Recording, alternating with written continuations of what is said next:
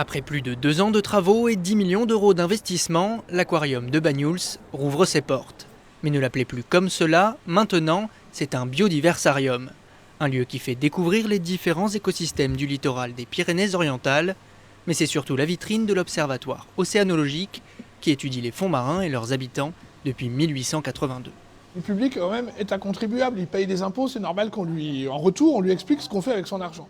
Mais plus encore parce qu'on veut vraiment montrer au public les enjeux de la recherche sur la mer, pourquoi on s'intéresse aux océans, comment fonctionne la faune, quels sont les stress qui pèsent sur cette faune.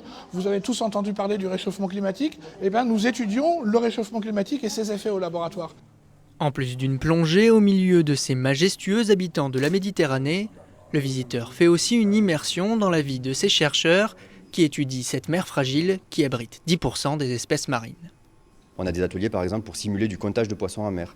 Là c'est vraiment le travail de labo à la paillasse avec des microscopes, des loupes binoculaires, tout un tas de matériel qui est exposé ou pas encore, qui est dans les placards mais qu'on va sortir aux besoins en fonction du type d'atelier qu'on va pouvoir développer.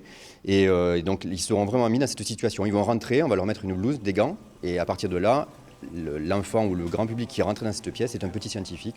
En biologie marine ou sur l'impact du plastique sur les océans, les recherches scientifiques de l'Observatoire de Banyuls sont très réputées.